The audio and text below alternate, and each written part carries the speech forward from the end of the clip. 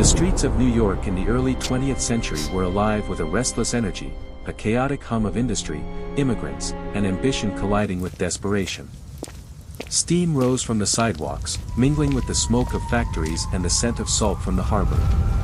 In neighborhoods where tenements pressed close together, life was measured not by the clock but by survival. Children ran barefoot through narrow alleyways, learning early that the world was a place where power often mattered more than principle. Among these streets, loyalties were fragile, and the line between friend and foe was drawn in shadows. Crime was not yet a refined enterprise, it was raw, unpredictable, and violently personal.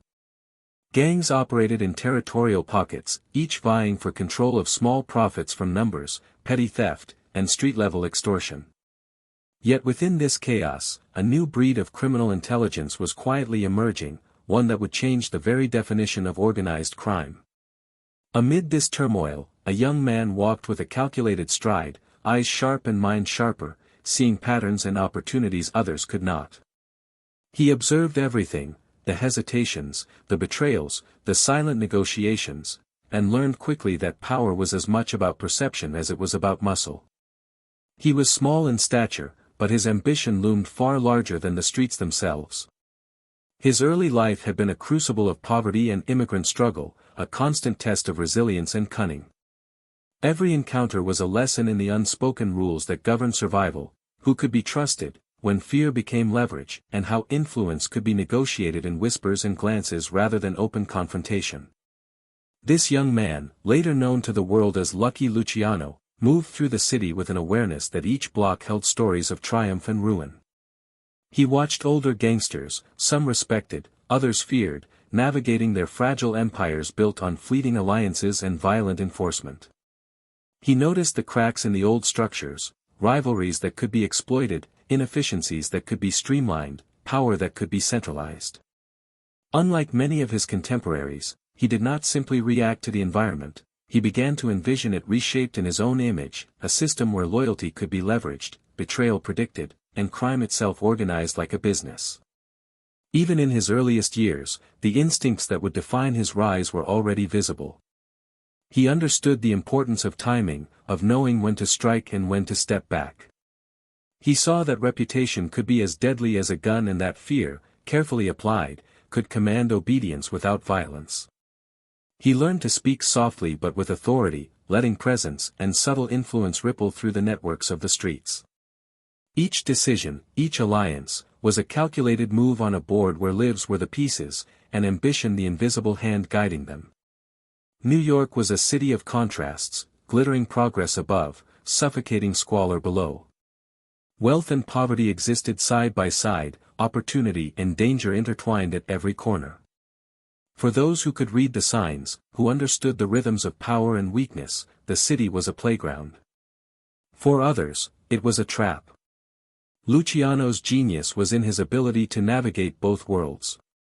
He observed not just the physical terrain but the social landscape, discerning who held influence behind closed doors, whose words could sway votes in labor unions, whose silence could be bought or broken.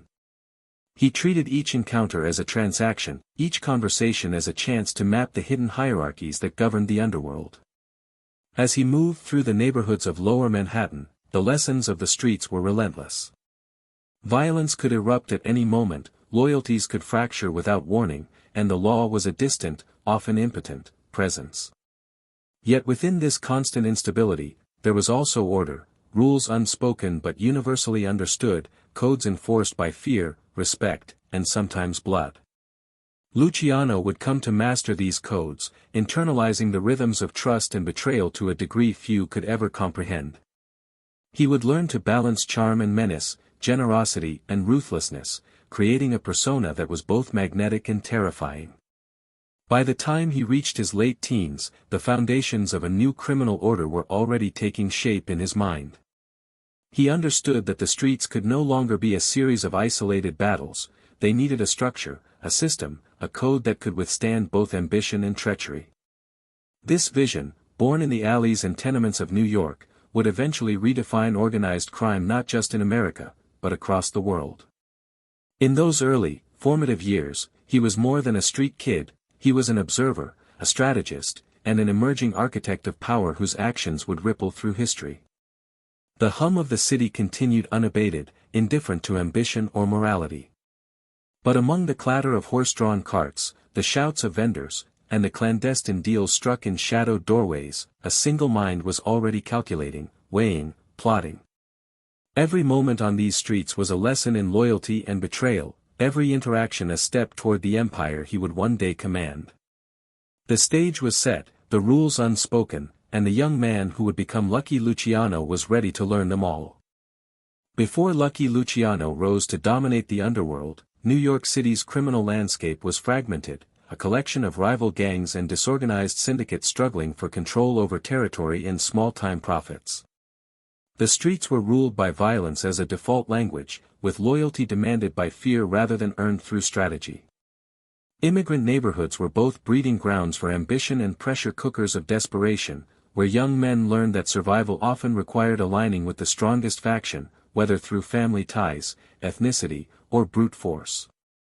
Each gang operated in isolation, their interests narrowly defined, yet constantly colliding with others in a cycle of retaliation and revenge.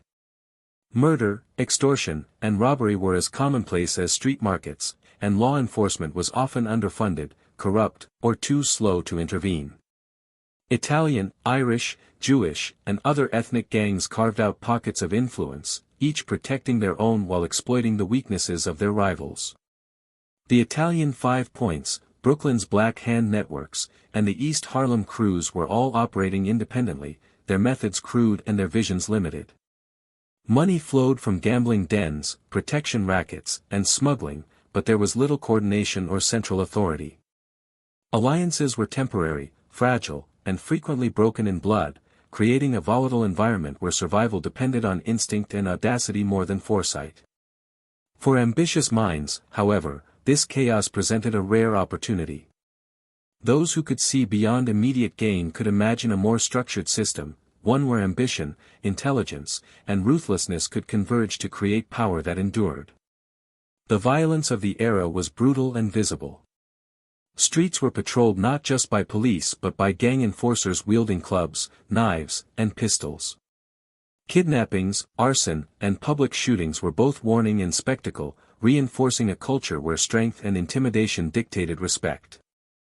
The law, while present, often played catch-up, constrained by political corruption, bribery, and the sheer scale of urban growth. Immigrant communities were both victims and participants, navigating a world where choices were limited and consequence immediate. Within this landscape, loyalty was a commodity, betrayal a constant threat, and ambition a dangerous gamble.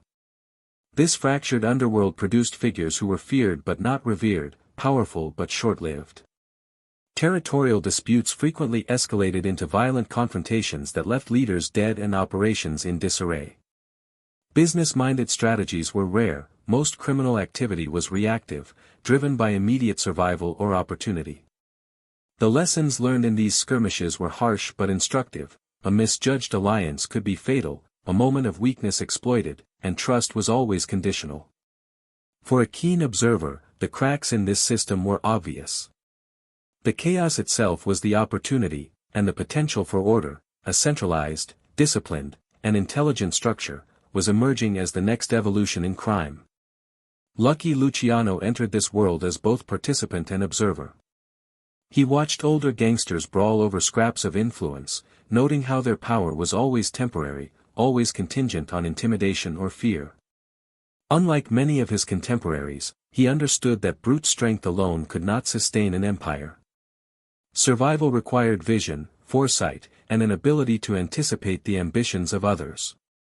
He saw how rivalries could be manipulated, how disputes could be brokered for personal advantage, and how strategic alliances could transform fleeting power into lasting control. The fragmentation of the underworld, which intimidated many, became the blueprint for his later restructuring. The environment also revealed the psychological complexity of the era's crime. Violence was never random, it was deeply tied to honor, reputation, and the unspoken rules of each ethnic enclave. An insult could ignite a feud lasting years, while a calculated act of mercy could build influence. Every interaction was both a negotiation and a test, with consequences that often extended beyond the individual to entire networks of family, loyalty, and obligation. Luciano's genius lay in his ability to perceive these subtleties, to map the social and psychological landscape with precision, and to use that understanding as a lever to his advantage. At the same time, the legal system was imperfect and inconsistent. Police corruption was rampant, and prosecutions often failed due to bribery, intimidation, or incompetence. The specter of law enforcement was both a constraint and a tool. Those who learned to navigate the gray areas could expand their operations while rivals faltered. For those with intelligence and foresight, this created a dual opportunity: dominate in the streets while exploiting gaps in the system above. Luciano absorbed these lessons early, seeing that survival and dominance required balancing audacity with discretion, violence with strategy, and fear with manipulation. The fractured underworld, with all its chaos and danger, was fertile ground for a mind like Luciano's. While many fell victim to the randomness of power struggles, he began to recognize patterns in the disorder: which alliances would endure, which rivalries could be exploited, and where the potential for centralized authority existed. The environment was harsh, unforgiving, and often lethal, but it offered a proving ground for ambition. The era before Luciano's rise was not merely a backdrop, it was a laboratory, teaching the young Don the rules of loyalty, the consequences of betrayal, and the mechanisms of fear and influence. By the time he was beginning to make his first moves, the underworld had revealed its full spectrum of danger and opportunity. Fragmented, violent, and unpredictable, it demanded intelligence, cunning, and vision to survive. The street wars, the rivalries, the temporary alliances, and the constant threat of betrayal were all part of the education that would shape him. He was learning not just to survive, but to imagine a system in which loyalty could be enforced, betrayal anticipated, and power consolidated. The stage was set, the players were numerous, and the city itself was a chessboard, ready for a strategist to impose order on chaos. Salvatore Lucania, who would later be immortalized as Lucky Luciano, was born into a world of struggle and survival. The Lower East Side of Manhattan in the early 1900s was a dense maze of tenements, narrow streets, and overcrowded apartments where immigrant families eked out a living. The air was thick with smoke from nearby factories, mingled with the scent of fresh bread from street vendors and the pungent odor of horse manure from the cobbled roads. Life for the children of these neighborhoods was raw and immediate. Schooling was sporadic, and education often took second place to work and survival. It was here, in the crucible of poverty and ambition, that young Salvatore began to develop the instincts that would define him: observation, calculation, and an unrelenting drive to rise above circumstance. From an early age, he learned that respect was earned through cunning, not merely through age or strength. The streets demanded toughness, but they also demanded intelligence. Salvatore watched older boys and men, noting who commanded fear, who commanded respect, and who simply relied on brute force. He quickly understood that raw violence could only take a person so far. To truly rise, one needed a mind capable of reading situations, predicting behaviors, and manipulating outcomes. These early lessons were subtle, embedded in the daily interactions of the neighborhood: a shopkeeper avoiding a gang, a rival threatened into silence, a brief glance that communicated more than words ever could. Family life provided both stability and pressure. The Lucania household was crowded, with parents working tirelessly to make ends meet. His father, Antonio, instilled a sense of responsibility and discipline, yet the harsh realities of immigrant life meant that survival often required bending or breaking rules. Salvatore absorbed this duality: the need for morality in private spaces, and the necessity of ruthlessness in public. These lessons would later inform his approach to leadership, where empathy and fear were carefully balanced, each applied at the right time.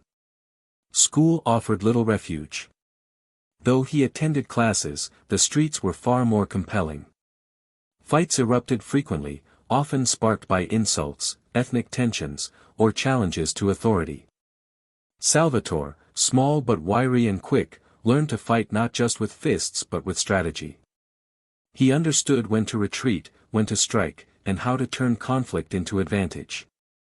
Early encounters with law enforcement and rival boys provided him with practical lessons in negotiation and intimidation, skills that would serve him well in adulthood. Every street corner, every alleyway, was a classroom where survival and cunning were the syllabus. By his teenage years, Salvatore was no longer merely a participant in the world around him, he was an observer, a strategist. He studied the hierarchy of gangs, noting how power shifted from one figure to another, how loyalty could be bought, borrowed, or betrayed. The chaos of the Lower East Side revealed patterns to him, patterns that most overlooked. Rivalries were predictable in their escalation, alliances temporary in their stability, and fear always the ultimate currency. Unlike many of his peers, he did not act impulsively. He watched, waited, and calculated, letting others expend energy on short-term conflicts while he absorbed knowledge for long-term advantage. Early affiliations with minor gangs allowed him to begin testing his instincts. He learned how to negotiate, how to broker small deals, and how to command respect without immediately resorting to violence. These first moves were small but critical, providing lessons in power dynamics and the psychology of influence. He discovered the importance of timing, when to speak, when to remain silent, when to display strength, and when to conceal ambition. Each encounter, each alliance, each slight betrayal, was a stepping stone toward understanding the mechanics of the criminal ecosystem he would one day dominate. Salvatore's environment also exposed him to the duality of morality and pragmatism. Acts of kindness and cruelty coexisted in the neighborhood, and the boundary between right and wrong was often blurred. A man could be both generous to his friends and ruthless to his enemies. The young Luciano observed this duality with clarity, internalizing the principle that power required both compassion and calculated cruelty, applied at the right moment. It was a lesson that would guide him as he balanced loyalty and fear in his empire years later. At the same time, the immigrant experience taught him resilience and adaptability. Families were tightly knit, communities protected their own, and survival often demanded ingenuity. Salvatore learned the importance of relationships. The network of neighbors, friends, and allies could provide protection, information, and opportunity. Yet he also understood that these networks were fragile, trust could be exploited, and betrayal was always possible. Navigating this delicate balance between dependence and autonomy became a core skill, one that would later allow him to negotiate alliances across ethnic lines and manipulate rival factions with precision. By the time he reached his late teens, Salvatore had developed a combination of street smarts, strategic thinking, and ambition that set him apart. He was no longer merely reacting to events around him, he was anticipating them. He understood the importance of vision, of seeing not just the immediate gain but the long-term potential of a calculated move. Every small act of leadership, every minor negotiation, every careful observation was a rehearsal for the empire he intended to build. The streets of New York were unforgiving, yet they also provided opportunity. For those willing to understand their rules, study their rhythms, and manipulate their dynamics, the city was a chessboard of possibility. Salvatore Lucania was learning to play at a level few could comprehend. Each decision, each alliance, each test of courage or intelligence was preparing him for a life where power, loyalty, and betrayal would intersect in ways that could determine not just survival, but dominance. By the time he stepped fully into the criminal world, he had already internalized the lessons that would make him one of the most formidable figures in organized crime history. The combination of environment, observation, and personal ambition forged the foundation of Lucky Luciano. He was more than a street kid, he was a strategist, a student of human behavior, and a man with the vision to imagine order in chaos. The Lower East Side had shaped him, but he would soon shape it, and the world beyond, in ways that no one could yet foresee. By the time Salvatore Lucania was entering his late teens, the streets of New York had already imprinted lessons of ambition, loyalty, and betrayal upon him. Survival required more than strength, it required timing, perception, and an instinct for the human psyche. He began taking his first deliberate steps into the world of organized crime, navigating the delicate line between opportunity and danger. His early forays were calculated, not impulsive, an approach that distinguished him from many of the other young men around him. Unlike street toughs who relied purely on muscle, he understood the subtle mechanics of influence, how to assess a person's weakness, how to exploit fleeting trust, and when to assert dominance without drawing unnecessary attention. Salvatore's first alliances were small but significant. He joined minor gangs and crews operating in his neighborhood, observing their operations, hierarchies, and disputes. These early groups were chaotic, and the loyalty of their members often wavered under pressure. Yet he quickly recognized that even in these fragmented organizations, there were rules, unwritten codes that dictated how one could rise or fall. By conforming selectively, he earned a reputation as someone reliable in execution but unpredictable in ambition. It was the first lesson in balancing loyalty and self-interest, a lesson that would underpin his entire philosophy of power. His initial activities were modest, running errands, delivering messages, and observing the underworld's dynamics, but they offered insight into the mechanics of influence. Salvatore noted who had the ear of the powerful, who could bend a situation in their favor, and who relied solely on intimidation. In these small acts, he began practicing negotiation, persuasion, and subtle manipulation. He learned that timing was everything. A poorly executed threat could backfire, while a well-placed suggestion could shift allegiances. Each interaction became a test, a rehearsal for the larger, more complex maneuvers he would execute in the years to come. Violence was unavoidable, but even here, his approach was strategic. Fights were not mere expressions of anger but tools to demonstrate capability and earn respect. He observed that public displays of strength could intimidate rivals, but excessive brutality could draw unwanted attention from law enforcement or destabilize alliances. Salvatore learned to calibrate his actions, displaying enough force to establish authority without undermining long-term goals. In the same way, he recognized the power of silence and observation, sometimes stepping back and letting others act revealed more than direct confrontation ever could. During this period, he also began to forge critical personal relationships. These early alliances were not only about immediate survival, they were investments in future influence. He identified individuals whose skills, connections, or temperament could complement his ambitions. Some would serve as enforcers, others as informants or brokers. By aligning selectively, he began to cultivate a network that extended beyond the confines of a single crew. This early understanding of the importance of networked loyalty marked a departure from the typical street gang mindset, which relied largely on brute force and familial ties. Salvatore also began to recognize patterns in betrayal and competition. He saw that many conflicts arose not from necessity but from pride, fear, or misjudgment. By understanding the motivations of others, he could anticipate moves before they occurred. He learned to negotiate, mediate, and sometimes manipulate disputes in ways that preserved his standing while weakening rivals. This strategic approach elevated him above the chaotic cycles of revenge that trapped so many of his contemporaries, allowing him to rise steadily while others faltered. Simultaneously, the immigrant neighborhoods continued to shape his psychological resilience. The challenges of poverty, discrimination, and daily struggle were never far from his mind. They provided not only hardship but perspective, a reminder that success required adaptability, patience, and cunning. Salvatore internalized a philosophy that would guide him throughout his career. Opportunities were often hidden in the most dangerous or overlooked places, and the path to power was rarely direct.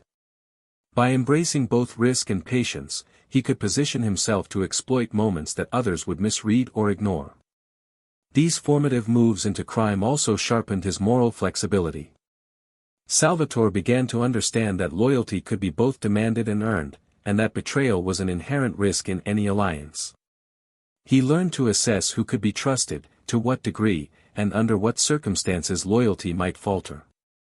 The duality of human behavior fascinated him. Friends could become enemies, enemies could become allies, and perception often mattered more than reality.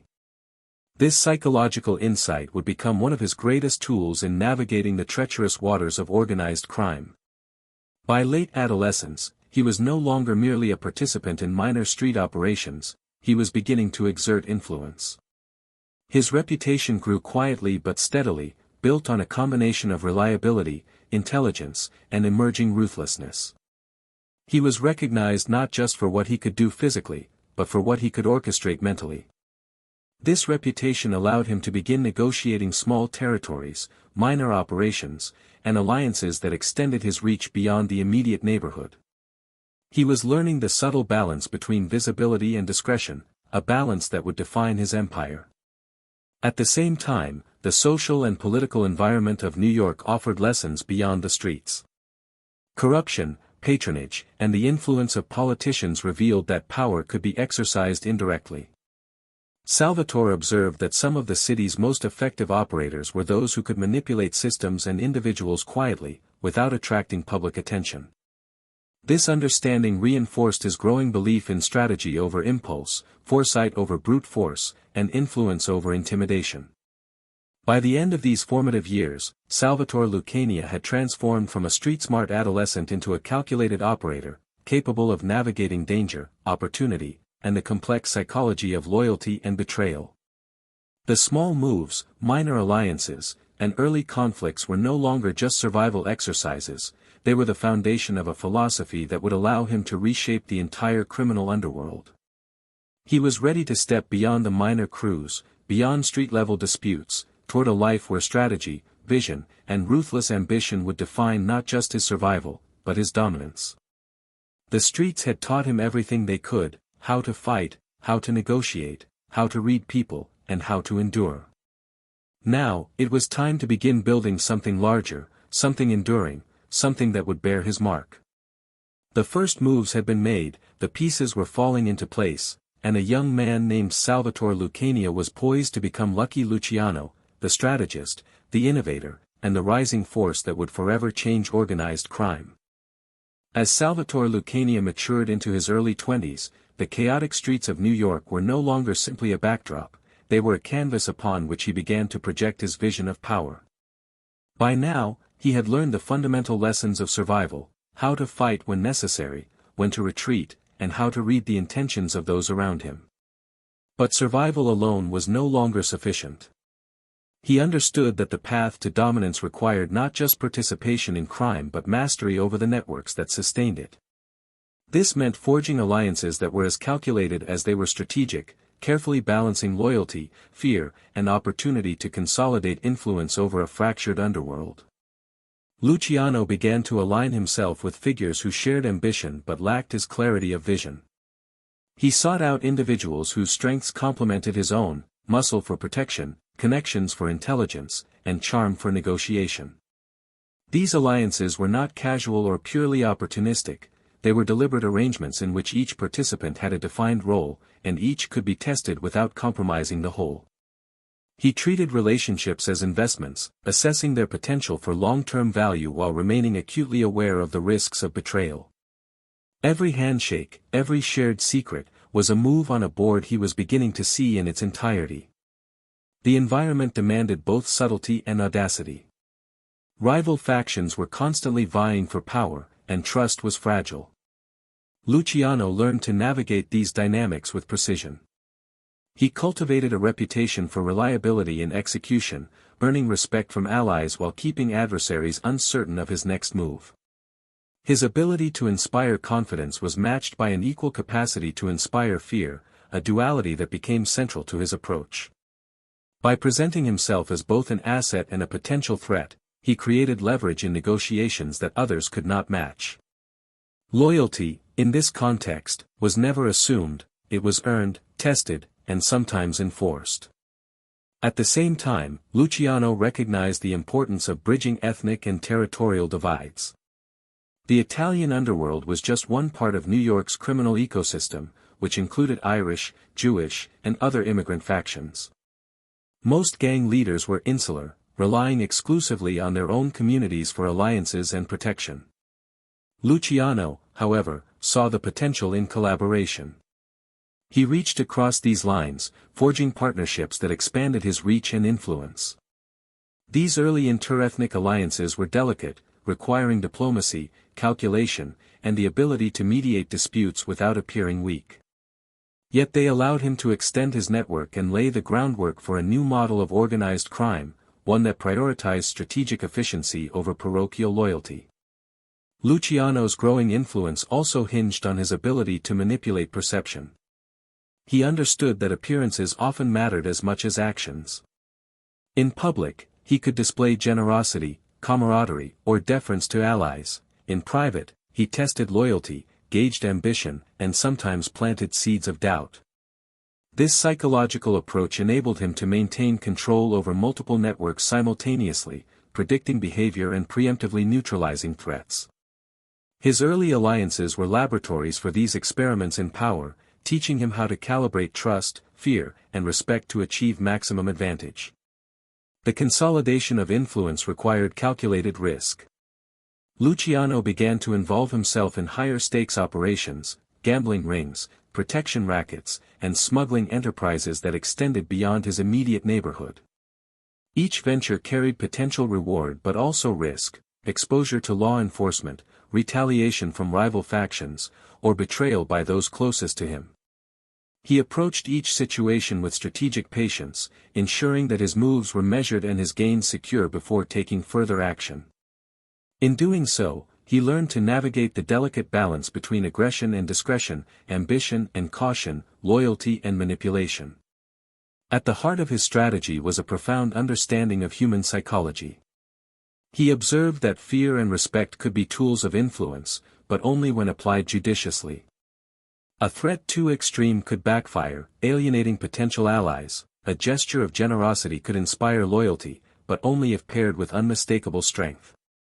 By learning to read the subtle cues of body language, tone, and hesitation, Luciano could predict behavior with remarkable accuracy. This skill allowed him to manage multiple relationships simultaneously, maintain cohesion among his allies, and neutralize potential rivals before conflicts escalated. These alliances also served as a proving ground for his emerging philosophy of leadership. He believed that power was not a static possession but a dynamic force, one that required constant cultivation and strategic positioning. Loyalty was the currency, betrayal the ever-present threat, and influence the ultimate objective. By controlling both the incentives and the risks for those around him, he created an environment in which obedience was rewarded, ambition could be harnessed, and treachery could be anticipated.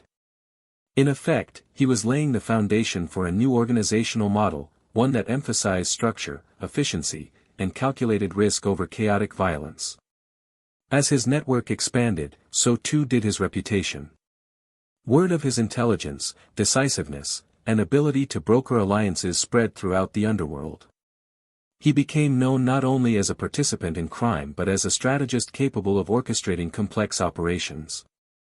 This reputation served as both shield and sword. It deterred rivals, attracted ambitious allies, and allowed him to negotiate from a position of strength. Every success reinforced the notion that he was not just another street-level gangster, but a mind capable of envisioning and implementing an enduring system of power. Yet even as he consolidated influence, Luciano never became complacent. He remained acutely aware of the fragility of loyalty and the inevitability of betrayal. Each relationship was continuously tested, each alliance evaluated for durability and usefulness. The street lessons of his youth, where a moment of misplaced trust could mean death, remained etched in his consciousness. By applying these lessons to his growing network, he ensured that his alliances were resilient, adaptive, and responsive to both opportunity and threat. By the end of this phase, Salvatore Lucania had transformed from a street-smart observer into a calculated architect of power. The alliances he forged, the psychological strategies he employed, and the networks he began to construct were not merely tools for survival, they were instruments for dominance. He had learned to harness loyalty, anticipate betrayal, and manipulate perception to extend his influence beyond what most could imagine. The foundation of the empire that would make him Lucky Luciano was now firmly in place, built upon a combination of intelligence, ambition, and the unflinching understanding that in the world of organized crime, relationships were as powerful, and as dangerous, as any weapon. By the mid-1920s, Salvatore Lucania was no longer merely a participant in New York's criminal underworld. He had become a strategist, a visionary, and a rising force capable of redefining the very rules of power. The chaos and fragmentation of the street gangs, once seen as insurmountable, now represented an opportunity. Where others saw disorganized violence, he saw the potential for structure. Where others reacted impulsively, he planned deliberately. Luciano's ambition was no longer measured in territory or short-term gain, it was measured in influence, stability, and the ability to orchestrate a criminal enterprise on a scale the city had never seen before. He understood that to dominate, he needed more than muscle, he needed organization, foresight, and the ability to impose order on disorder. The vision he pursued was radical, a system in which power was centralized but flexible, where rival factions could coexist under a framework of negotiated authority, and where violence was deployed as a calculated instrument rather than chaotic expression. To achieve this, Luciano began meticulously restructuring the underworld, forging alliances not only based on loyalty but also on efficiency and mutual benefit. He studied the failings of previous gang leaders, noting that most empires collapsed due to unpredictability, infighting, and a lack of disciplined management. In his mind, a new model was possible, one that would endure, expand, and withstand both betrayal and law enforcement pressure. One of his most transformative initiatives was the establishment of a council-like structure among the city's most powerful crime figures. This proto-commission created a platform where disputes could be mediated, territories negotiated, and joint ventures coordinated. It was not a democratic body in the conventional sense, but it imposed a system of checks and balances previously unseen in organized crime. Luciano recognized that loyalty alone was insufficient, it had to be reinforced by rules, agreements, and enforceable consequences.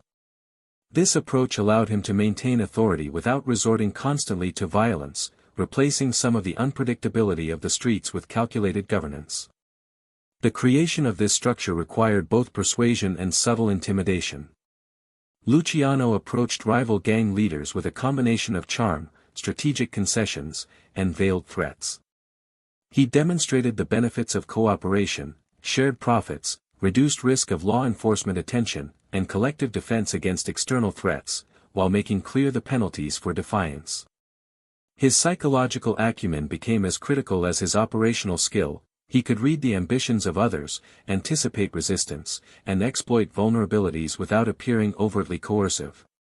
Slowly, alliances solidified, and the underworld began to move as a coordinated entity rather than a collection of chaotic factions. Beyond organizational innovation, Luciano applied a business-minded logic to crime itself. He recognized that criminal enterprises were not merely about survival, they were revenue streams, investments with risk, and profit potential. Gambling dens, bootlegging operations during Prohibition, narcotics trafficking, and labor rackets were all viewed through this lens. He introduced standardized practices, oversight, and accountability mechanisms to ensure efficiency. Unlike earlier gang leaders, who treated each operation as a siloed opportunity for immediate gain, Luciano sought to integrate these activities into a cohesive, sustainable empire. Money, influence, and protection were systematically channeled, creating a resilient infrastructure that could withstand internal and external pressures alike. Luciano's vision also incorporated a psychological dimension, particularly in the management of loyalty and fear. He understood that relationships within the criminal hierarchy were inherently unstable and that human ambition was unpredictable.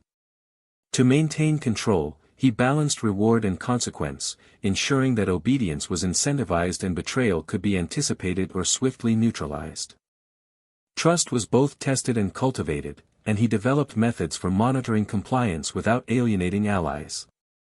This sophisticated approach allowed him to scale operations far beyond what had previously been possible in New York, establishing him as the architect of a new era in organized crime. Perhaps most revolutionary was his approach to ethnic divisions within the underworld. Previously, Italian, Jewish, Irish, and other factions operated in isolation, often in violent competition. Luciano recognized the inefficiency of such fragmentation and sought to integrate these groups into a cooperative network. He brokered agreements that allowed different ethnic factions to operate semi-autonomously under a broader structure of coordinated control. This approach minimized conflict, maximized profitability, and allowed for more ambitious, citywide ventures. It was a visionary method that demonstrated his understanding of human behavior, strategic alliances, and the economics of crime.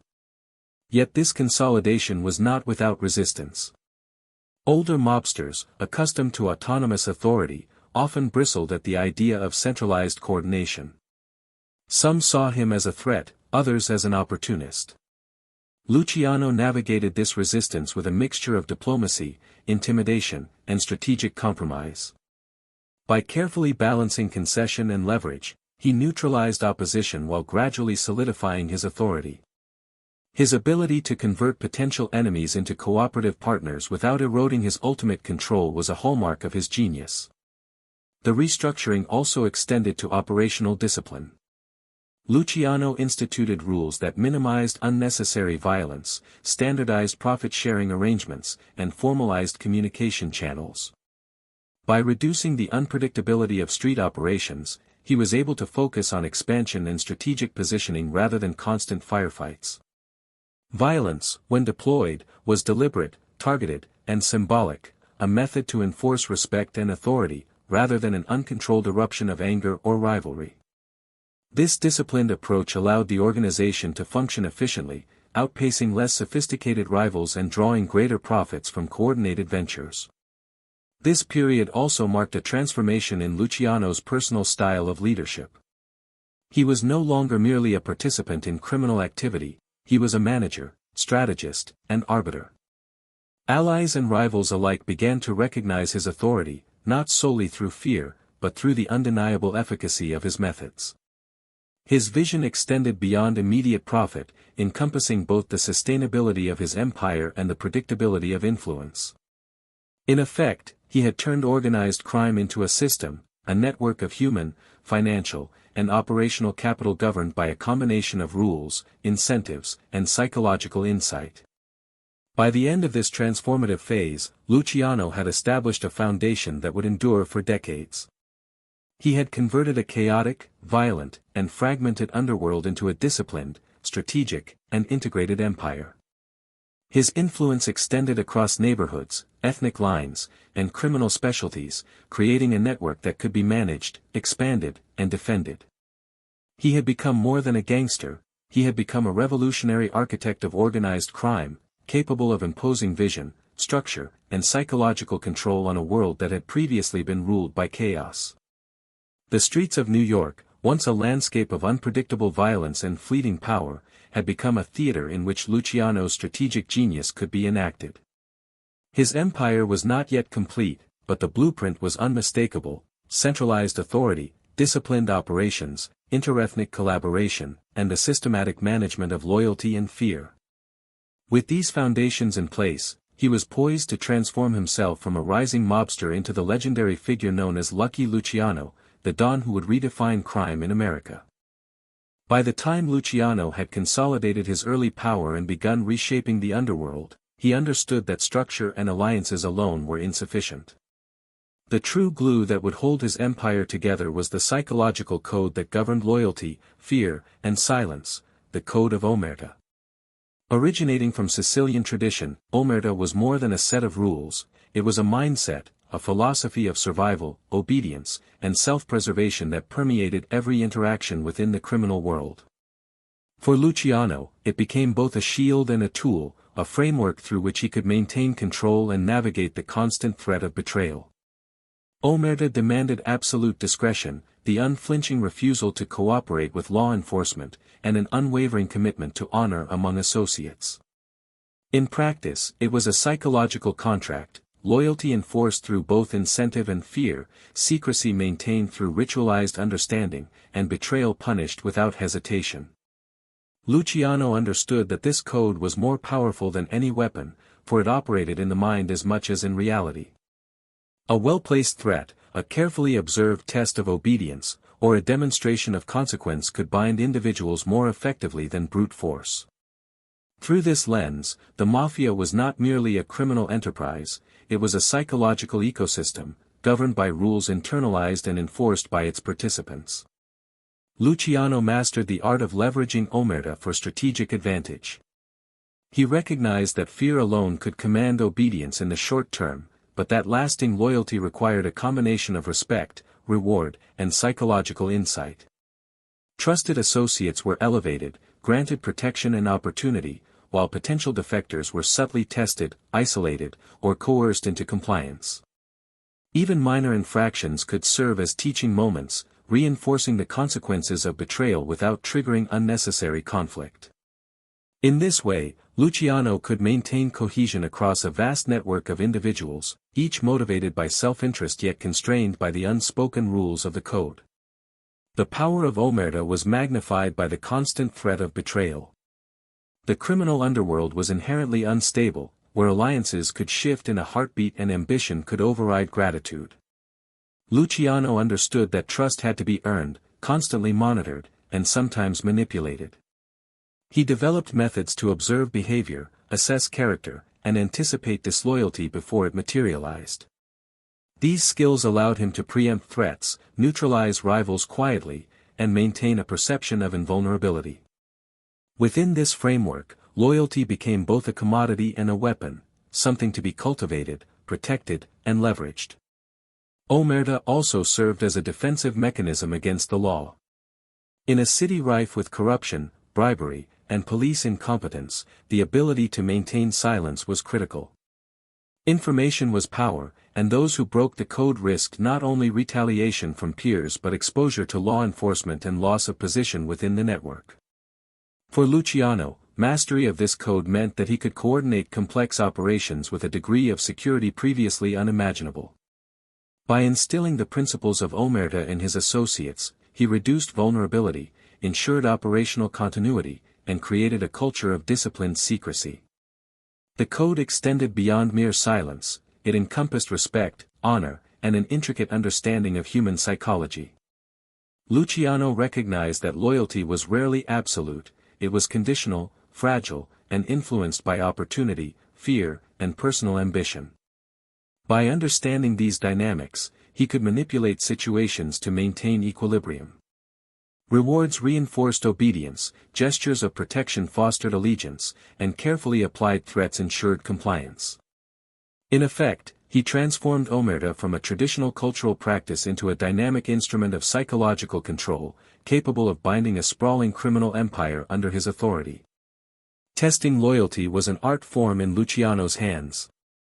Associates were placed in situations where obedience and discretion were required, often under circumstances that could reveal true intentions.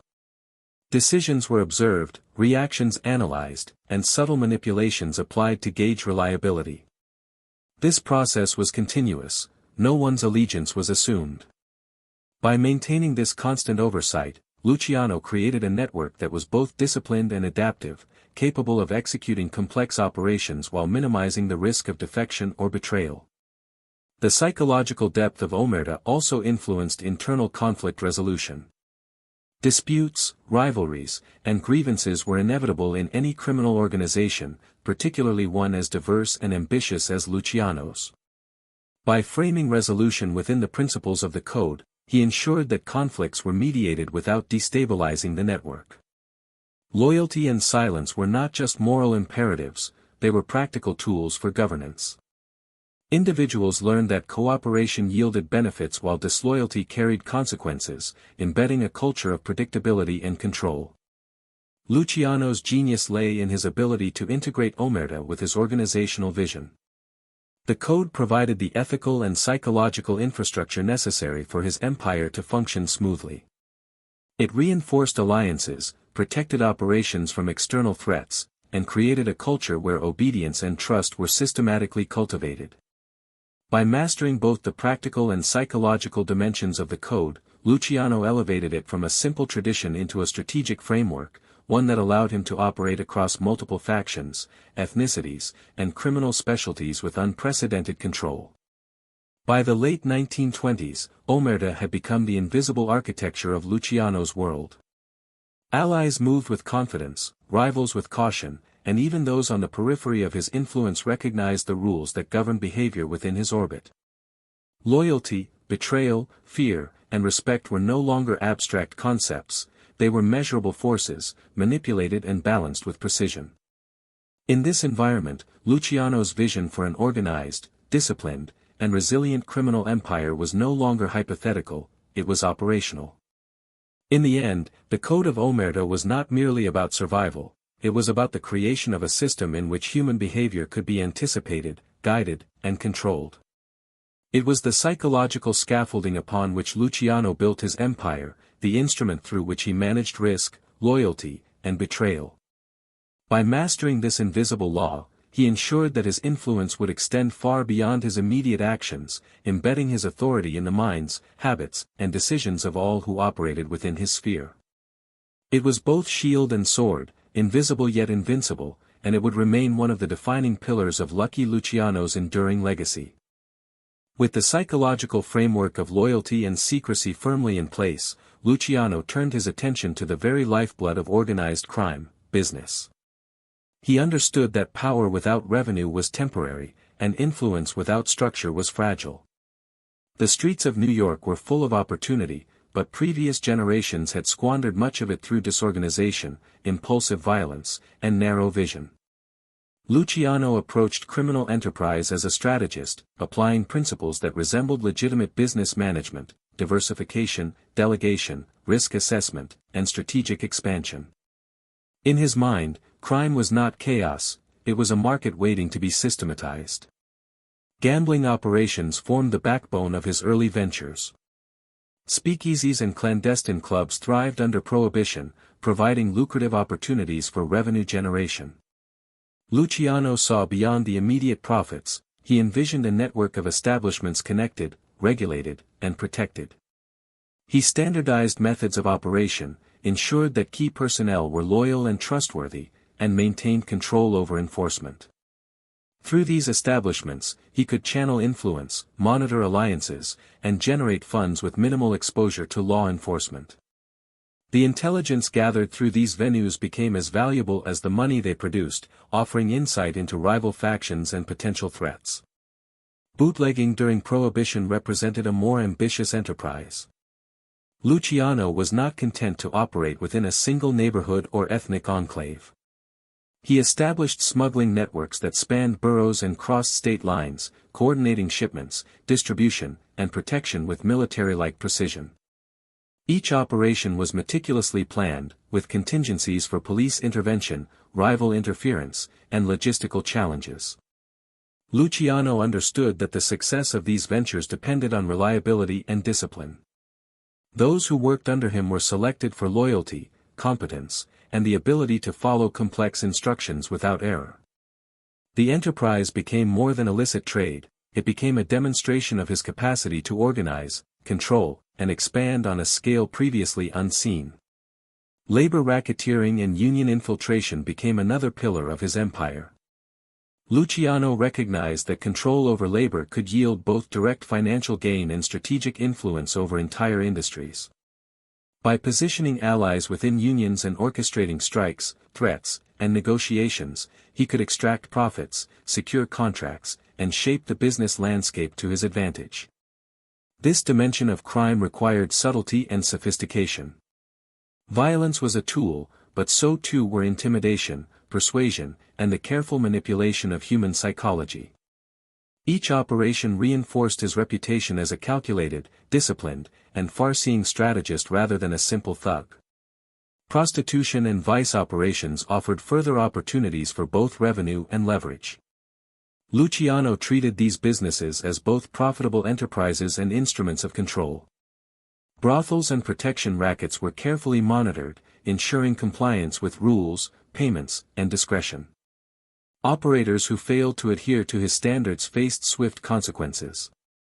Through these ventures, he demonstrated that organized crime could be managed systematically, with efficiency and oversight replacing the disorder that had characterized previous generations.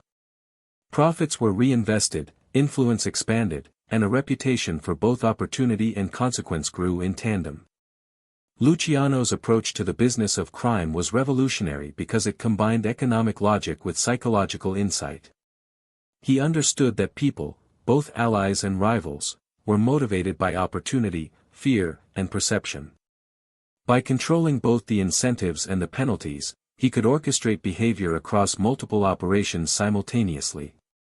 A successful gambling operation, a well-protected union, or a profitable bootlegging route was not just about money, it was about influence, compliance, and the demonstration of strategic control. His empire was, in essence, a network of interdependent enterprises, each reinforcing the other and bound together by loyalty, fear, and mutual benefit. Risk management was central to this vision. Luciano carefully evaluated potential threats, whether from law enforcement, rival factions, or internal betrayal. He diversified operations to reduce vulnerability and established contingency plans to protect both revenue and personnel.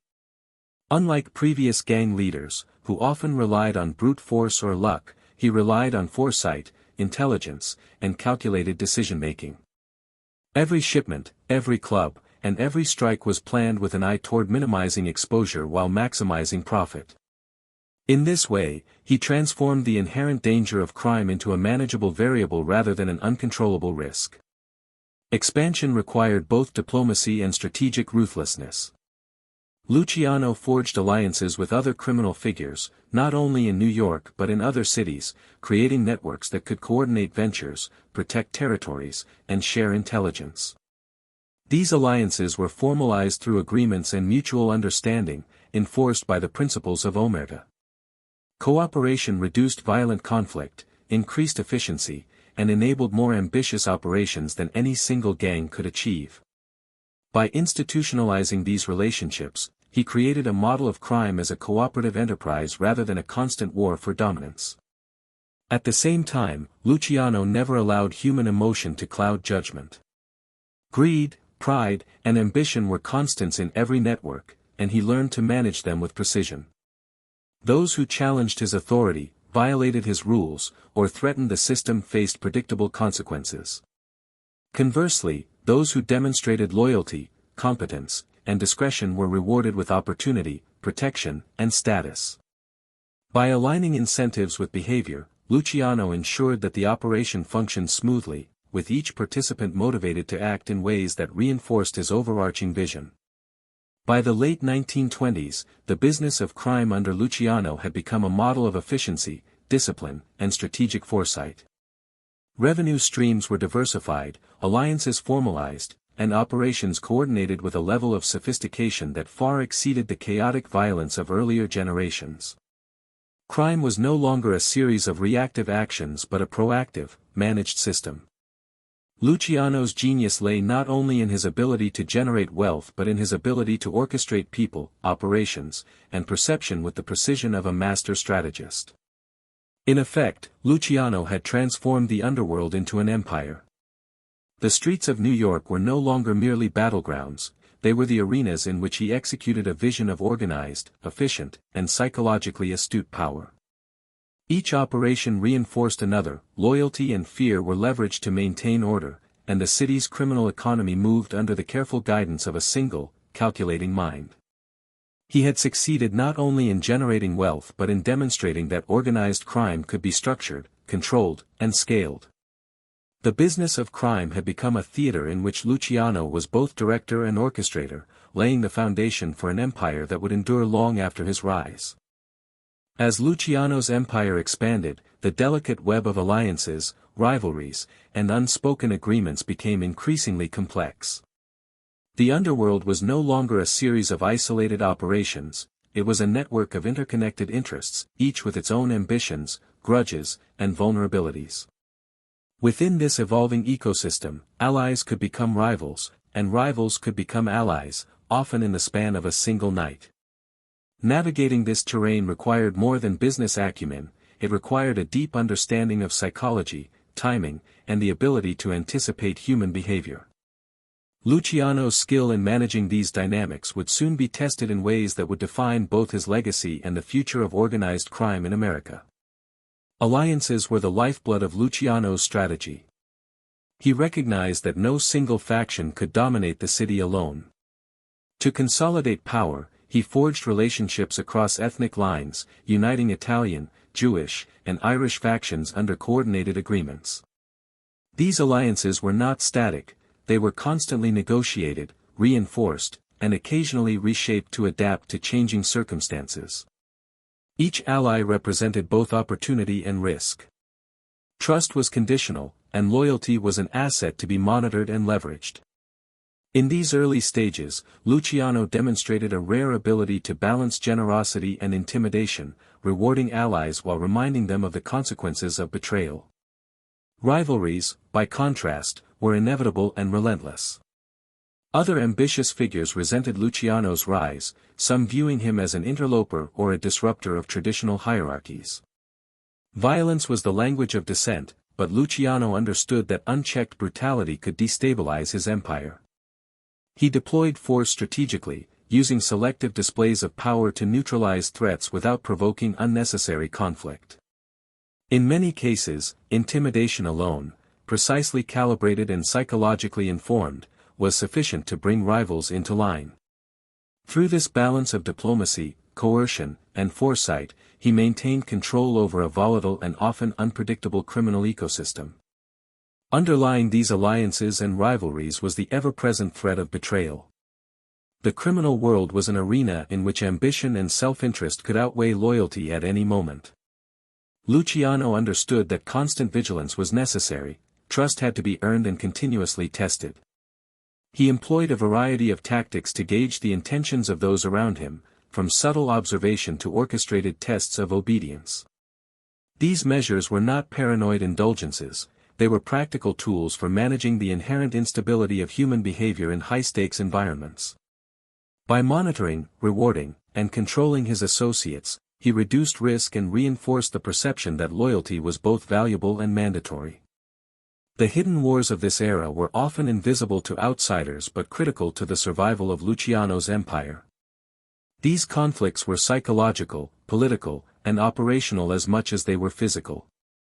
Disputes over territory, profit-sharing, and influence were settled not only through violence but through negotiation, manipulation, and strategic positioning. Luciano's genius lay in his ability to orchestrate these contests, ensuring that his position remained secure while adversaries were either neutralized or co-opted. The most dangerous threats were rarely direct attacks, they were subtle moves, whispered rumors, or minor betrayals that, if left unchecked, could escalate into full-scale crises. Among his most critical challenges were the rival mobsters who controlled independent fiefdoms. These figures had long histories, deeply rooted networks, and loyal followers. Luciano's approach combined psychological insight, economic leverage, and occasional intimidation. He sought to align their interests with his own, offering mutual benefits while subtly signaling the consequences of opposition. This delicate dance required patience, timing, and the ability to read subtle cues that often escaped less perceptive leaders. In doing so, he transformed potential enemies into allies, or at least into neutralized parties who posed minimal threat to his ambitions. The internal politics of Luciano's alliances were equally complex. Ambitious lieutenants and partners, while loyal in appearance, were constantly testing boundaries, seeking opportunity, and measuring their own influence. Luciano had to manage these dynamics carefully, providing enough freedom to maintain morale while ensuring that no one could accumulate enough independent power to challenge his authority. Rewards were strategic, punishments carefully measured, and loyalty constantly reinforced through both tangible and psychological means. In this way, he maintained cohesion within his growing empire, ensuring that it operated as a coordinated and disciplined network rather than a collection of competing factions. External pressures added further complexity. Law enforcement, politicians, and even rival criminal organizations outside New York created an environment in which vigilance was paramount. Luciano understood that these forces could exploit divisions, manipulate allegiances, and destabilize operations if mismanaged. His strategy was to anticipate these external pressures, incorporate them into planning, and leverage them to his advantage whenever possible. By maintaining a flexible but disciplined structure, he ensured that the organization could respond to external threats without losing cohesion or efficiency. The combination of internal and external pressures made the underworld a constant theater of negotiation, manipulation, and strategic maneuvering. Every alliance, every operation, and every interaction carried the potential for risk or reward. Luciano thrived in this environment because he viewed it as a system, one in which human behavior, economics, and power could be orchestrated with precision. He was not content merely to survive, he sought to dominate, to convert chaos into order, and to shape the criminal ecosystem on his own terms. By the end of this phase, Luciano had emerged not merely as a criminal but as a strategist and architect of power. Allies were bound by opportunity and fear, rivals neutralized or absorbed, and the hidden wars that had threatened instability were managed with foresight and calculation. He had demonstrated an extraordinary ability to balance loyalty and betrayal, diplomacy and intimidation, risk and reward. The underworld, once a fragmented and violent landscape, had been partially transformed into a network of influence, coordination, and disciplined operation, all under the guiding hand of a single mind. These hidden wars, largely invisible to the public, laid the foundation for the modern American Mafia. Luciano's ability to manage complex networks of human ambition, loyalty, and fear created a blueprint for organized crime that extended far beyond the streets of New York. Through careful orchestration, psychological insight, and strategic vision, he had turned a volatile environment into a domain where power could be consolidated, maintained, and expanded. In doing so, he ensured that his rise would not be fleeting, it would be the beginning of an era in which the rules of loyalty, betrayal, and influence were codified under the shadow of his growing empire. Even the most meticulously constructed empires are vulnerable to forces beyond strategy and control, and for Luciano, the first signs of vulnerability emerged in the form of law enforcement scrutiny and betrayal from unexpected quarters. By the early 1930s, his operations had grown so extensive that they inevitably attracted attention. Federal authorities, city police, and rival factions all began probing for weaknesses, looking for opportunities to disrupt the carefully orchestrated balance he had established.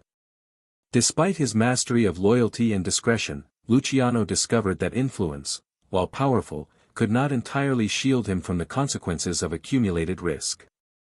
The first cracks appeared when associates, under pressure or opportunistic motives, began cooperating with authorities. Even minor breaches of omerta could produce outsized consequences, as law enforcement leveraged information to build cases against him and his network. Luciano's psychological acuity allowed him to anticipate some betrayals, but the sheer scale of his operations meant that he could never completely insulate himself. Each revelation threatened not just revenue streams, but alliances and the perception of invulnerability that had long been his most powerful tool. In the criminal world, perception often mattered as much as reality, and even whispers of compromise could destabilize carefully nurtured relationships. Luciano's arrest was a calculated culmination of pressure from multiple fronts. Law enforcement, having meticulously gathered evidence over months, moved decisively. The charges ranged from violations of prohibition laws to involvement in organized crime conspiracies, each designed to weaken his credibility and disrupt his operations. Despite careful planning and precautionary measures, Luciano was forced to confront the harsh reality that his empire, built on loyalty, fear, and secrecy, was not impervious to outside forces.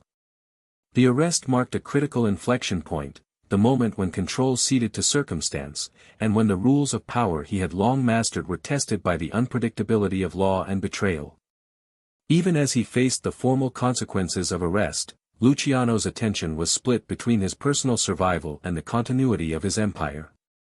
He was acutely aware that enemies, both within and outside the organization, would seize upon any sign of weakness. Rival factions might attempt to claim territory, assert dominance, or exploit perceived instability. Associates might be tempted to betray him further, aligning with authorities to secure leniency or advantage. Every action, decision, and negotiation became a matter of immediate and long-term survival.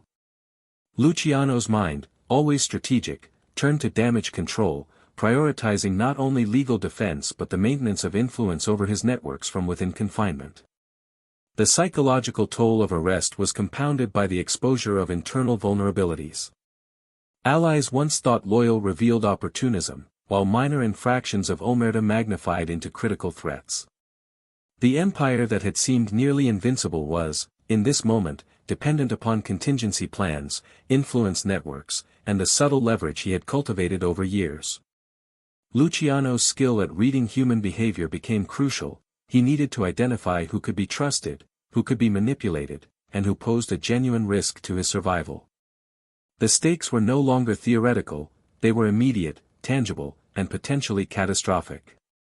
The legal proceedings themselves became a theater of power, perception, and psychological maneuvering. Media attention amplified the drama, casting Luciano as both a criminal mastermind and a symbol of urban chaos. Courtrooms, public opinion, and political pressure converged to create a crucible in which his reputation, autonomy, and authority were on trial. Even within the confines of formal legal structures, Luciano recognized the importance of managing perception. Allies, rivals, and law enforcement watched each interaction, each decision, and each statement, understanding that these moments could shape the trajectory of his influence as much as any street-level operation. During this period, betrayal and shifting loyalties intensified. Some associates sought to distance themselves, offering testimony or intelligence to authorities in exchange for leniency. Others maneuvered to seize advantage, exploiting the perception of weakened leadership to expand their influence. Luciano had to counter these pressures with both psychological insight and strategic action, leveraging remaining alliances, threats, and inducements to maintain cohesion. Even in a situation where legal consequences were inevitable, he sought to preserve operational continuity and control over the broader network he had constructed. The arrest also marked the beginning of a profound personal reckoning. For a man whose identity and power were inseparable from the empire he had built, the sudden intrusion of external authority forced introspection. Questions of trust, loyalty, and betrayal that had always existed in his professional life now became intensely personal. He confronted the reality that even his most brilliant strategies could be disrupted, that human behavior could never be entirely predicted, and that the empire, like any creation, was vulnerable to both internal and external forces. This period of constraint revealed the fragility inherent in even the most sophisticated criminal enterprise, highlighting the tension between calculated control and the uncontrollable variables of the world. Yet even in the shadow of legal jeopardy, Luciano's strategic mind remained active.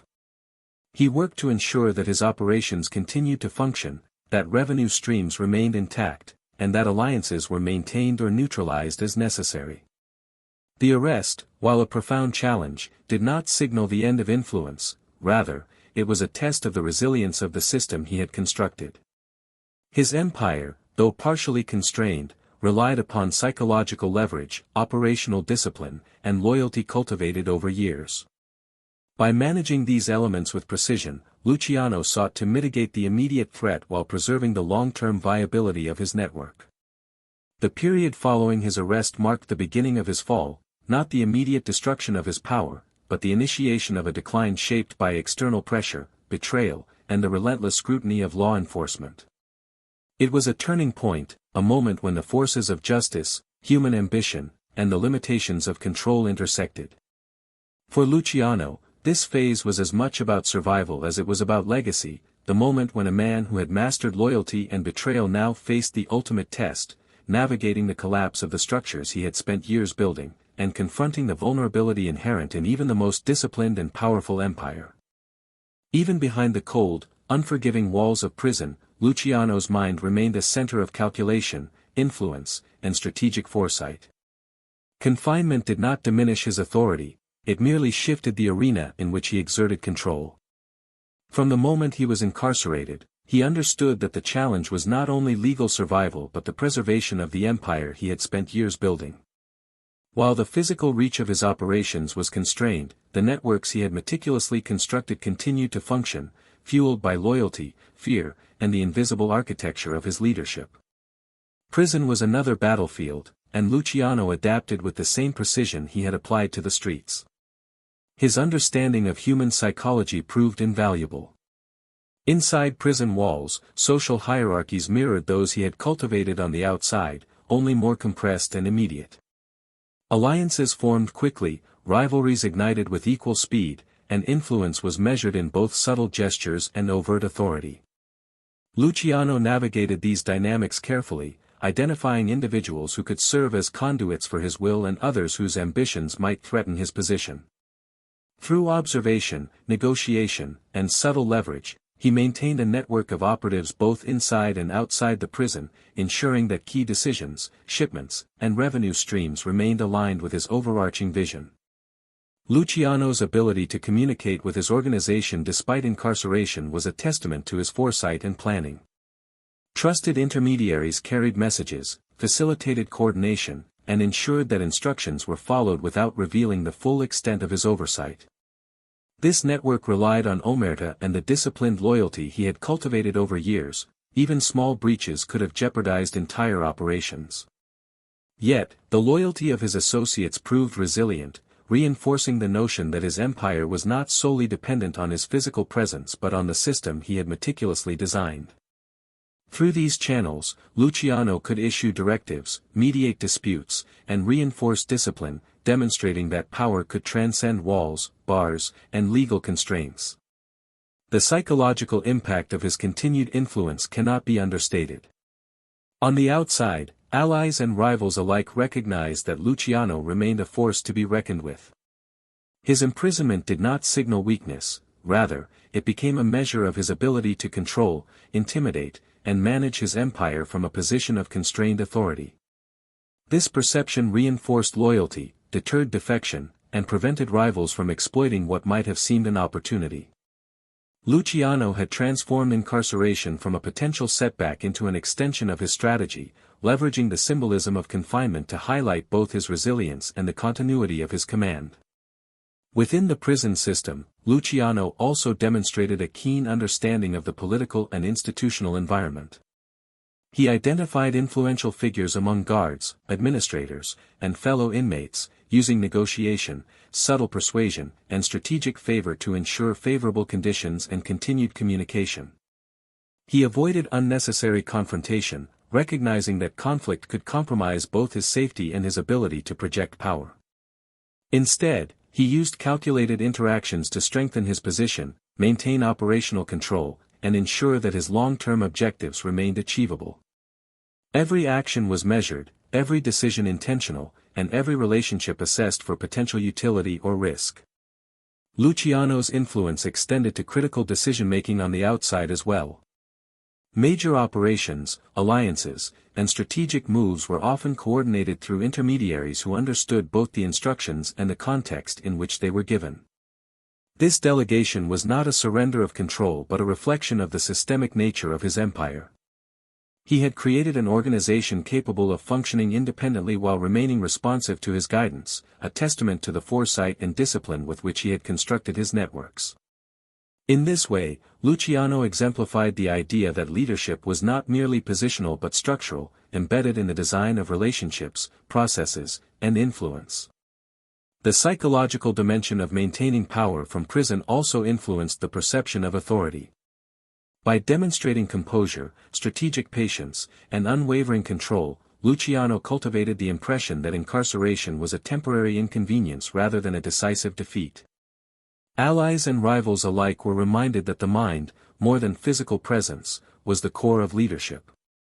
By projecting confidence, maintaining connections, and reinforcing the consequences of defection, he ensured that his influence remained intact, reinforcing the stability and continuity of operations across the criminal network. During this period, the broader criminal ecosystem continued to operate under the principles he had established. Revenue streams were monitored, alliances upheld, and disputes mediated according to the rules of loyalty, fear, and omerta.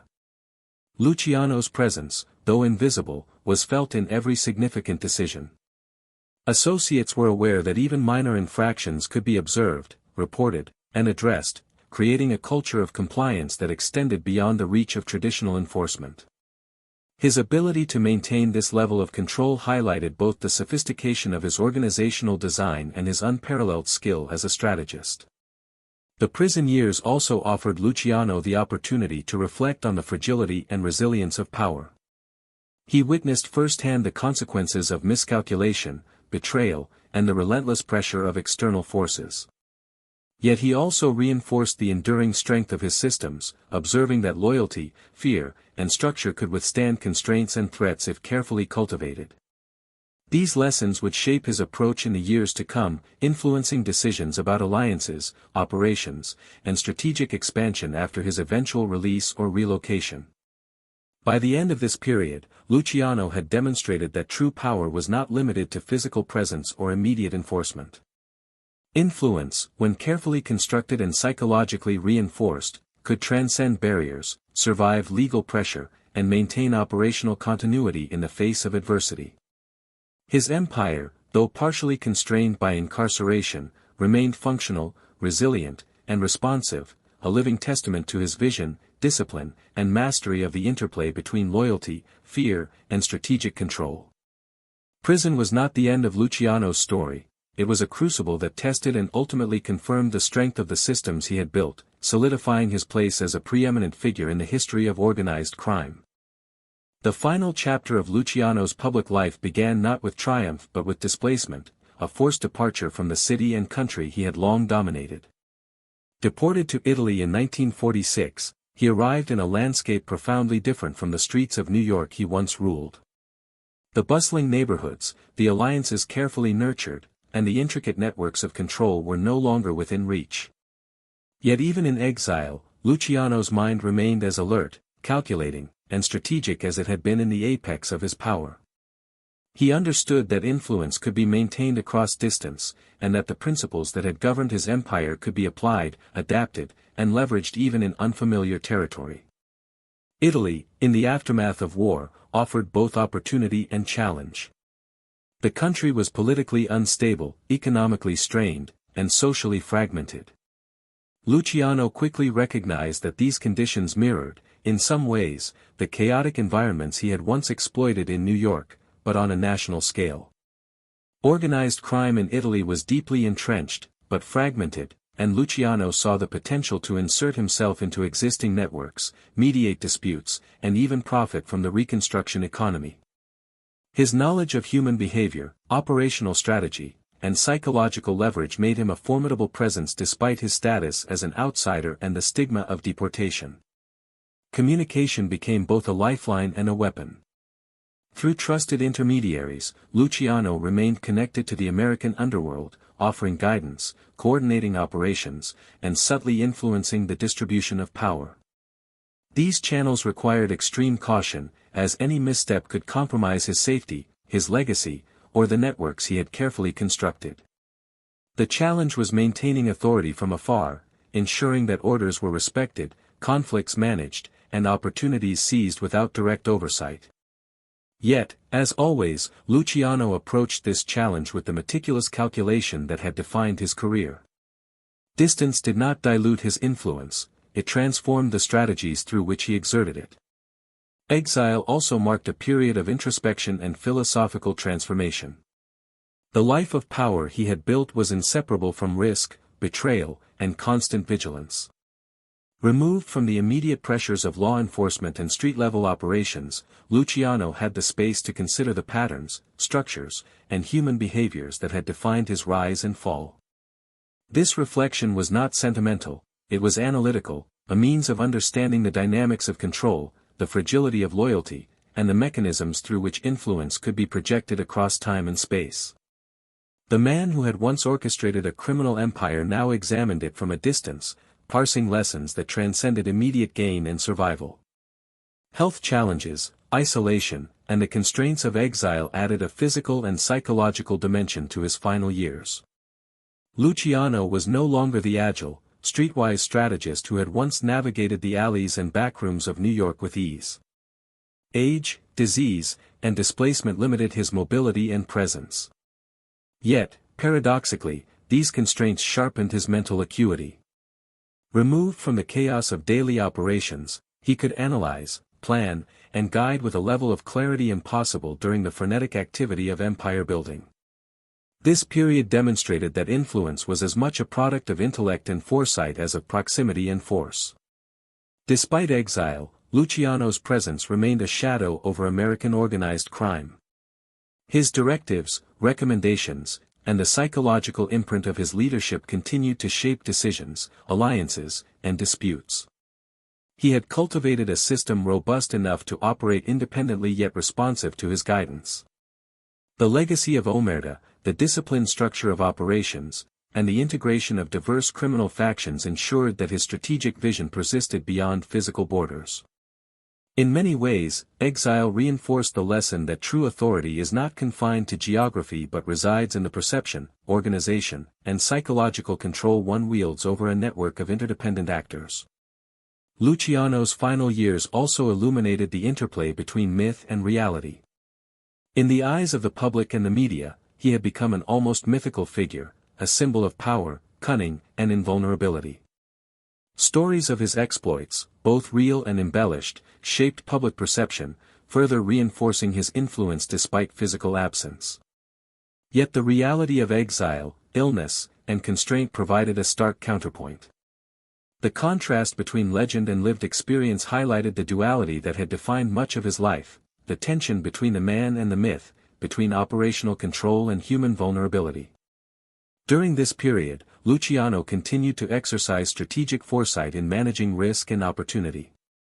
Relationships with American allies required subtlety, timing, and discretion, as miscommunication could provoke conflict or misalignment. He remained a mediator, advisor, and orchestrator, ensuring that operations continued smoothly while reinforcing loyalty and discouraging defection. His understanding of human psychology, honed over decades of empire building, allowed him to maintain influence through perception, expectation, and the careful application of both reward and consequence. Even from afar, Luciano demonstrated that leadership could transcend the traditional limits of proximity and authority. Exile, however, was also a period of diminishing returns. While influence persisted, the immediacy of power, the ability to act decisively, enforce loyalty, and manage operations in real time, was reduced.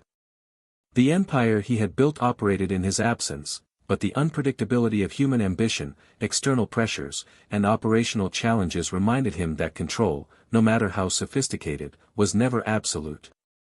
This realization did not erode his strategic insight. Instead, it underscored the delicate balance between systemic strength and the inherent unpredictability of human behavior, a lesson that had defined both his rise and his survival. Luciano died in 1962, far from the streets of New York where he had forged his legend. Yet the influence of his vision endured. The systems, alliances, and psychological frameworks he had created continued to guide the operations of organized crime in America and beyond. Exile, while a personal limitation, did not erase the imprint he had left on the underworld, it merely shifted the context in which his genius could be observed and studied. In death, as in life, Luciano's legacy was defined by the combination of strategic foresight, psychological mastery, and the ability to impose structure and control on a world that had once seemed chaotic and uncontrollable. Luciano's legacy is woven into the very fabric of organized crime, a testament to a mind that saw beyond immediate gain to the enduring architecture of power. He did not merely accumulate wealth or wield violence. He systematized influence, formalized networks, and codified the psychological principles that allowed loyalty and fear to operate as tools of governance. His genius lay in understanding that human behavior could be guided, anticipated, and shaped, and that the interplay between reward and consequence could maintain order across a sprawling, volatile criminal ecosystem. In doing so, he transformed the underworld from a collection of feuding factions into a disciplined enterprise capable of enduring beyond the lifetimes of its leaders. One of Luciano's most enduring contributions was the formalization of structure within the Mafia. By consolidating diverse groups under a system of rules, clear hierarchies, and cooperative arrangements, he created a blueprint for organizational stability.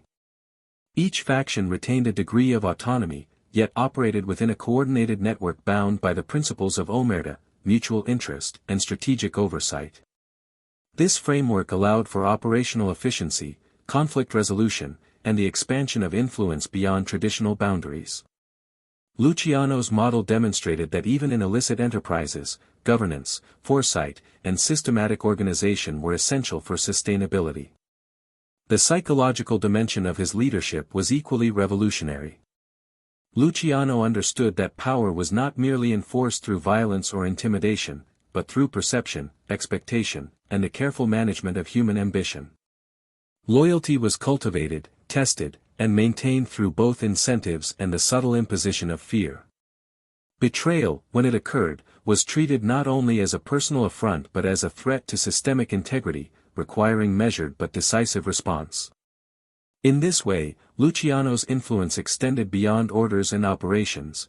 It shaped the behavior, mindset, and decisions of those who operated within his orbit. The rules he established endured because they were internalized by participants as both moral and practical imperatives.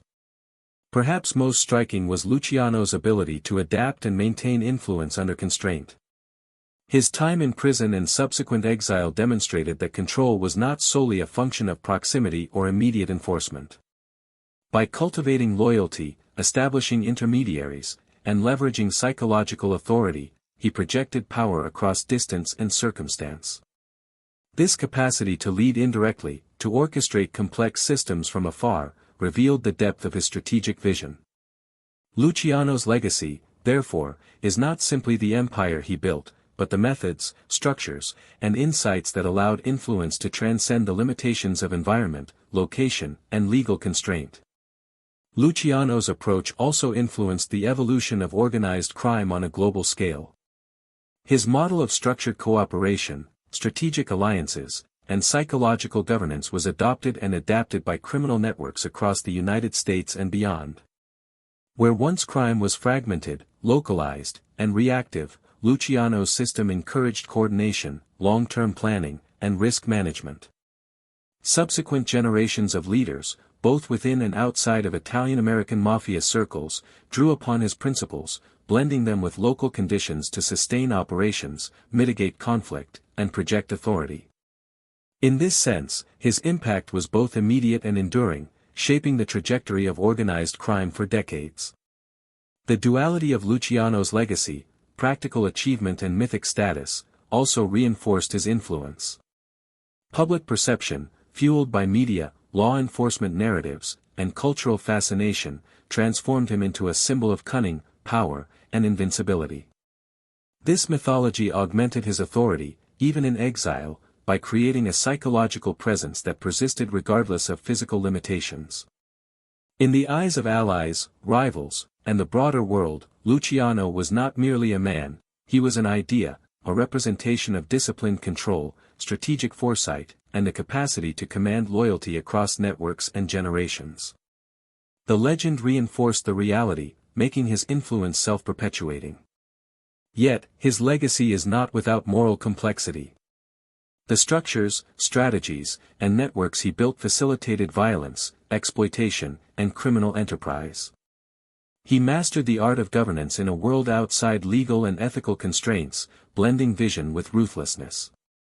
The psychological and operational sophistication that enabled stability and expansion was inseparable from the human cost, lives manipulated, threatened, or destroyed in pursuit of order and profit. This duality, brilliance intertwined with brutality, is central to understanding Luciano's enduring significance, both as a strategist and as a figure whose life embodied the tension between genius and immorality. The lessons of his life extend beyond criminality. Luciano's capacity to analyze complex systems, anticipate human behavior, and enforce structure under conditions of uncertainty offers insights into leadership, strategy, and organizational management in extreme environments. His understanding of incentives, loyalty, and perception parallels lessons in psychology, economics, and management, albeit applied in a domain outside the law. Observing his career reveals the profound impact that strategic foresight, disciplined execution, and psychological acuity can have in shaping outcomes, even in the most chaotic and morally ambiguous contexts. Ultimately, Luciano's enduring influence is defined by the systems he created, the methods he perfected, and the psychological architecture he imposed on human behavior. His empire, though fragmented and legally dismantled after his death, left behind structures and principles that guided organized crime for decades. Beyond wealth or violence, his legacy is the codification of control, through structure, loyalty, fear, and foresight, demonstrating the extraordinary potential of intellect and strategy to shape human systems. He transformed chaos into order, ambition into discipline, and fleeting opportunity into enduring influence. In reflecting on his life, it becomes clear that Lucky Luciano's story is not merely one of crime, but of extraordinary strategic vision, psychological mastery, and organizational genius. He reshaped the underworld, altered the perception of power, and left an imprint that extended far beyond his personal actions. His life illustrates both the heights of human ingenuity and the depths of moral compromise, a duality that continues to fascinate, instruct, and caution. The empire he built, the lessons he imparted, and the myth that surrounds him endure as a testament to a man who understood, above all, the invisible forces that govern loyalty, betrayal, and influence. Lucky Luciano's life is a study in power, strategy, and human behavior. From the streets of New York to prison and exile, he demonstrated an unmatched ability to orchestrate influence, manage loyalty, and control perception. Even when confined or distant, his empire continued to function, proving that true authority relies on intellect and foresight as much as force. The duality of his existence, ruthless yet strategic, feared yet respected, shaped the modern underworld. He codified rules, built networks, and imposed structures that allowed organized crime to operate efficiently long after his death. Yet his brilliance came at a human cost, marked by violence and betrayal. Luciano's story is both a lesson and a caution. It reveals the power of strategy, the fragility of loyalty, and the enduring impact of psychological control. His legacy remains a mirror of ambition, influence, and the complex interplay between myth and man.